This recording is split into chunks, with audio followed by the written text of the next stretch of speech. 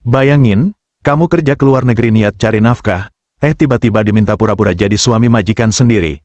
Katanya sih, biar bisa nolak perjodohan dari orang tuanya, cuma akting, katanya, nggak akan baper, katanya. Tapi yang kejadian, justru si majikan yang malah beneran jatuh cinta. Halo semuanya, selamat datang di channel ini. Kali ini kita bakal bahas cerita yang nggak cuma unik, tapi juga bikin campur aduk antara ngakak, gemas, dan pengen teriak, loh, kok jadi serius? Dan seperti biasa, sebelum lanjut, yuk kita absen dulu. Tulis di kolom komentar, kamu lagi nonton dari kota mana, biar kita bisa saling sapa, siapa tahu satu kota, atau malah satu rasa. Langsung aja, kita mulai ceritanya.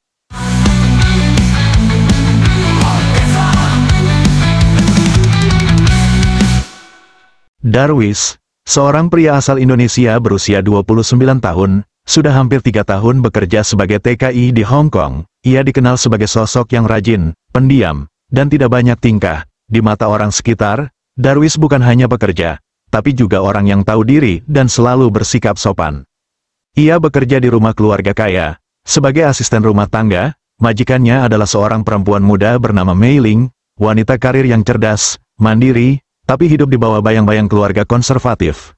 Meski terlihat bebas, nyatanya Mei Ling mendapat tekanan besar dari orang tuanya yang mengharapkan dia segera menikah, bukan dengan siapa saja, tapi dengan pria yang sepadan secara status dan harta. Suatu hari, Darwis yang biasanya hanya mengurusi pekerjaan rumah, dipanggil masuk ke ruang tamu oleh Mei Ling. Wajahnya serius, tapi bukan karena ingin memarahi, justru Mei Ling datang dengan permintaan yang sangat tidak biasa, dan bisa dibilang gila. Hari itu, Darwis sedang menyapu halaman depan rumah seperti biasa, saat tiba-tiba pintu geser terbuka dan suara Mei Ling terdengar memanggil. Darwis, bisa masuk sebentar. Aku mau bicara serius. Darwis sedikit bingung. Jarang-jarang Mei Ling memanggilnya ke ruang tamu dengan nada yang agak menegangkan. Dalam hati, Darwis mikir, waduh, jangan-jangan aku salah nyapu, atau sendal bosnya keserimpet lagi. Begitu masuk, ia disambut Mei Ling yang duduk dengan wajah tegang, seperti sedang mau presentasi penting. Di meja, ada secangkir teh dan berkas-berkas. Duduk, Darwis, santai aja, aku nggak marah kok, kata Mei Ling. Darwis duduk dengan kikuk, ia masih pakai kaos oblong dan celana olahraga yang agak belel, jauh dari kata, siap untuk wawancara kerja, apalagi permintaan aneh yang akan datang berikutnya. Aku butuh bantuanmu, tapi jangan kaget, ya. Ini agak di luar kebiasaan. Darwis cuma mengangguk. Di dalam kepala, ia mulai menebak-nebak, jangan-jangan mau minta tolong nemenin belanja lagi, atau jadi supir dadakan kayak minggu lalu. Tapi ternyata jauh lebih tak masuk akal dari itu, aku ingin kamu pura-pura jadi suamiku. Darwis langsung batuk kecil, bukan karena sedang pilek, tapi karena nelen ludah sendiri saking kagetnya. Maksudnya, gimana, Bu? Tenang, bukan beneran nikah, cuma pura-pura. Kamu tahu sendiri kan, orang tuaku maksa aku buat nikah sama cowok yang nggak aku suka. Nah, kalau aku udah menikah, mereka bakal berhenti maksa. Darwis masih bengong, dalam hati. Dia mikir, saya ini kerja jadi pembantu, bukan aktor sinetron, kenapa tiba-tiba disuruh main peran jadi suami? Melihat Darwis ragu, Mei Ling buru-buru menambahkan. Aku akan bantu kamu tampil meyakinkan. Bajumu nanti kita ganti, kamu bakal dilatih cara bicara, jalan, bahkan makan kayak orang kelas atas. Dan ya, aku akan bilang ke orang tuaku kalau kamu pengusaha dari Indonesia. Pengusaha apa, Bu? Tanya Darwis polos. Pengusaha? Ekspor? Apa kek? Nanti kita pikirin. Pokoknya, kamu harus kelihatan kaya dan mapan. Aku yang urus semuanya. Darwis geleng-geleng. Tawaran ini terlalu gila. Tapi ada sesuatu di raut wajah Mei Ling, semacam keputusasaan yang tulus. Dia bukan cuma main-main. Tapi, Bu, saya ini saya ini TKI, kalau ketahuan, bisa runyam semuanya. Makanya kita harus hati-hati. Aku tahu ini bukan hal kecil, tapi aku nggak bisa nikah sama pria pilihan orang tuaku itu. Aku lebih milih pura-pura sama kamu, daripada pura-pura bahagia seumur hidup. Setelah beberapa saat hening, Darwis menghela napas. Ini jelas ide yang gila, tapi di balik kegilaannya, dia merasa dihargai. Untuk pertama kalinya, seseorang melihat dia bukan cuma sebagai pembantu, tapi sebagai seseorang yang bisa dipercaya. Ya sudah, Bu, tapi kalau ketahuan, saya nggak ikut-ikutan nanggung biaya resepsi. Ya, mereka berdua tertawa kecil. Itulah awal dari segalanya. pura-pura kecil yang akan membuka jalan ke cerita besar. Sejak menerima tawaran gila itu, hidup Darwis berubah 180 derajat, dari yang biasanya cuma bangun pagi, nyapu, masak, lalu istirahat, sekarang dia harus ikut kelas kilat jadi orang kaya.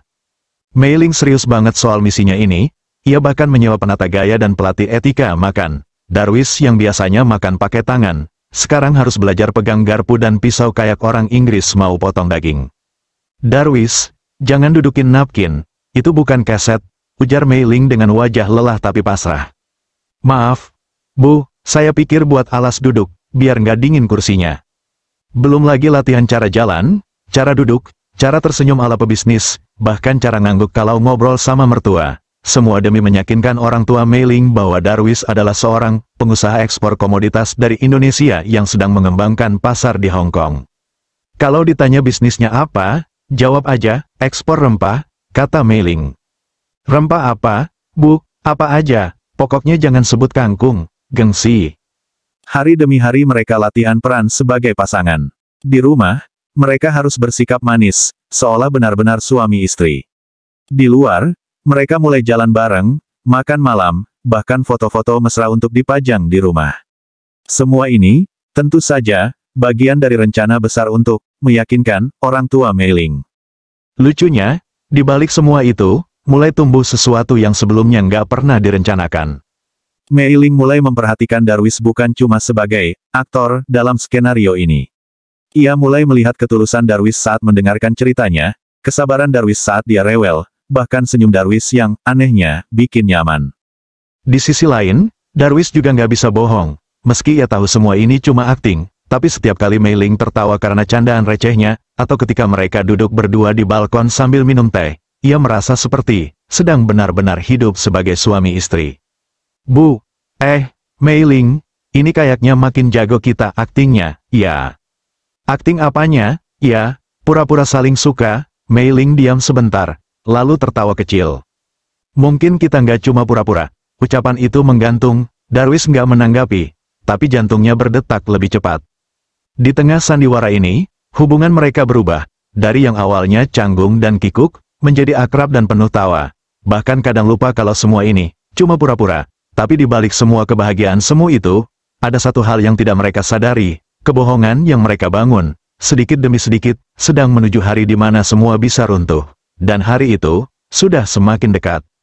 Hari itu, rumah keluarga Mei Ling lebih sibuk dari biasanya. Ada acara makan malam keluarga besar sekaligus reuni bisnis. Para kerabat, teman dekat, dan relasi ayahnya Mei Ling akan datang. Dan tentu saja, suami Mei Ling yang penuh misteri, si pengusaha asal Indonesia, akan diperkenalkan secara resmi malam itu. Darwis gugup bukan main.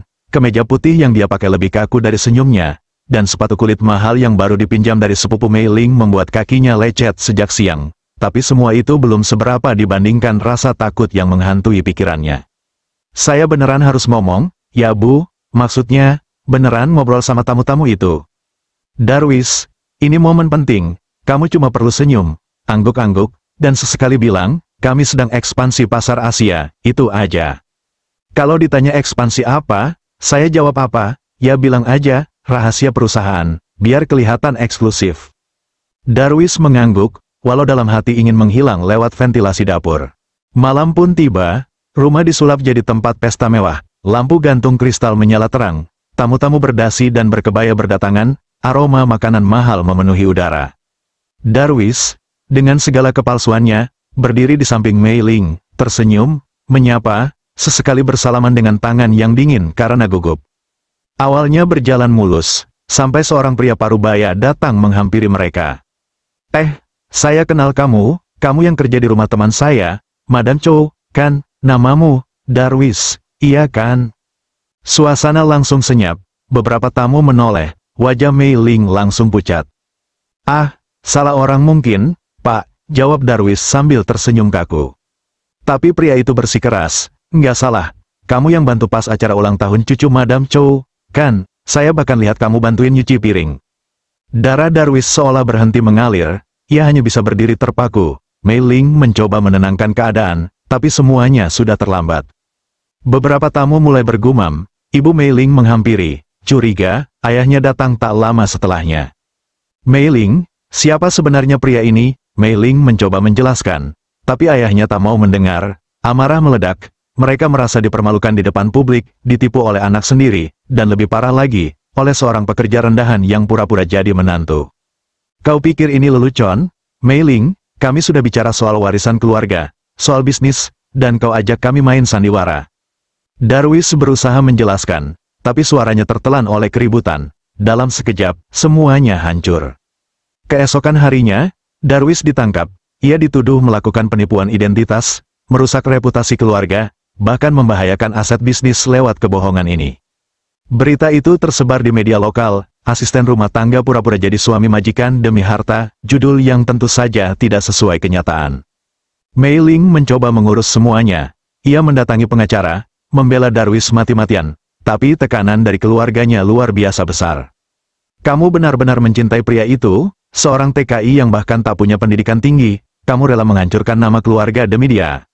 Aku nggak menghancurkan apapun, Ma, aku cuma akhirnya jujur tentang perasaanku. Mei Ling melakukan segalanya. Ia jual beberapa aset pribadinya untuk biaya hukum. Ia bersaksi di pengadilan, mengakui bahwa semua itu adalah idenya, bahwa Darwis hanya menuruti permintaannya. Perlahan tapi pasti, kasus Darwis mulai mereda. Akhirnya, setelah berminggu-minggu dalam proses hukum, Darwis dibebaskan.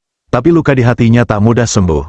Saat keluar dari tahanan, ia hanya berkata, "Saya sudah cukup, saya mau pulang. Bu, saya cuma ingin hidup tenang, di tempat saya berasal." Mei Ling menangis, tapi ia tak bisa menahan kepergian Darwis. Pria yang dulu cuma seorang pekerja di rumahnya, kini jadi sosok yang ia cintai, dan harus ia lepaskan. Atau, setidaknya, itu yang ia pikir saat itu. Setelah Darwis bebas, suasana di rumah Mei Ling jadi hampa. Ruang tamu yang biasanya ramai dengan canda tawa kini sunyi, hanya terdengar bunyi jam dinding berdetak pelan. Mei Ling duduk termenung, memandang kosong ke arah pintu yang dulu sering dilalui Darwis. Ia tahu, kepergian Darwis bukan sekadar pergi, tapi juga ujian berat bagi perasaannya yang selama ini ia coba sembunyikan. Sementara itu, Darwis kembali ke Indonesia, ke kampung halamannya yang sederhana. Di sana, ia disambut hangat keluarga dan tetangga yang penasaran dengan cerita di balik kepergiannya. Namun, meskipun merasa lega bisa kembali ke tanah air, Darwis merasakan sesuatu yang hilang. Ada ruang kosong di hatinya yang selama ini diisi oleh sosok Mei Ling. Suatu hari, saat sedang membantu ibunya di pasar tradisional, Darwis menerima telepon dari Mei Ling. "Darwis, aku di sini. Aku nggak bisa terus begini tanpa kamu." Suara Mei Ling terdengar penuh harap dan sedikit gemetar. Darwis terdiam beberapa detik. "Aku juga nggak bisa pura-pura bahagia tanpa kamu, Mei Ling." Percakapan itu membuka kembali pintu yang sempat tertutup rapat. Namun, tantangan terbesar belum selesai. Orang tua Mei Ling masih keras kepala menolak hubungan mereka. "Kamu harus mengerti, Mei Ling, aku tidak akan pernah setuju anakku menikah dengan seorang TKI," kata ayah Mei Ling dengan tegas di telepon. Mei Ling menatap layar ponselnya dengan mata berkaca-kaca. "Aku nggak peduli. Aku akan melawan mereka demi Darwis." Akhirnya, Mei Ling memutuskan untuk mengejar cintanya. Ia menyusul Darwis ke Indonesia dengan koper penuh harapan dan tekad. Kedatangan Mei Ling di kampung Darwis mengejutkan semua orang. Mereka melihat seorang wanita kota yang elegan datang jauh-jauh hanya untuk seorang pria sederhana. Meski tanpa restu orang tua Mei Ling, Darwis dan Mei Ling melangsungkan pernikahan sederhana di desa. Tanpa pesta mewah, tanpa sorotan kamera, hanya doa tulus dari keluarga Darwis dan sahabat dekat mereka. "Kadang cinta memang harus diperjuangkan, walau jalannya nggak mudah," kata Mei Ling sambil menggenggam tangan Darwis erat.